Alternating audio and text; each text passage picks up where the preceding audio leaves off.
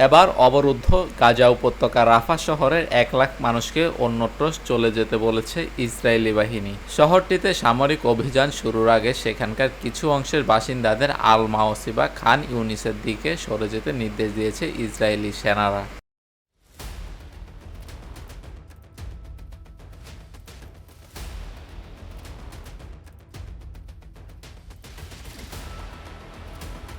সোমবার ইসরায়েলি প্রতিরক্ষা বাহিনী আইডিএফ জানিয়েছে, তারা রাফার পূর্ব অংশের বাসিন্দাদের এক্সপান্ডেড হিউম্যানিটেরিয়ান জোনের বিস্তৃত মানবিক অঞ্চলের দিকে সরে যাওয়ার তাগিদ দিচ্ছে।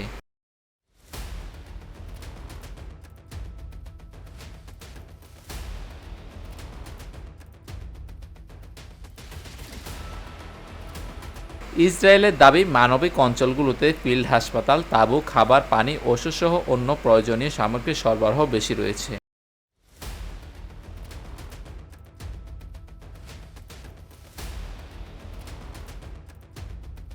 আইডিএফের পক্ষ থেকে টুইটারে প্রকাশিত এক বিবৃতিতে বলা হয়, সরকারের অনুমোদন অনুযায়ী মাঠ পর্যায়ে পরিস্থিতি বিচার বিশ্লেষণ করে পূর্ব রাফার বাসিন্দাদের পর্যায়ক্রমে মানবিক অঞ্চলে স্থানান্তর করা হবে।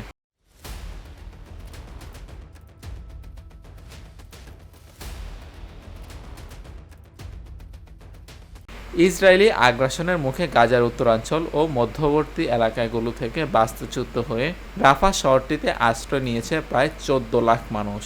এবার ১৪ লাখ মানুষের শহরটিতে অভিযান চালাতে তাদের সরে যাওয়ার নির্দেশ দিয়েছে বলে মনে করেন শহরটির বাসিন্দারা।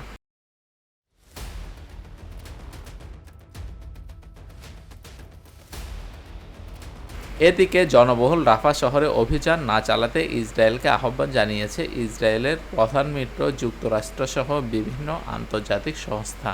নিউজ ডেস্ক, চট্টগ্রাম সারাদিন।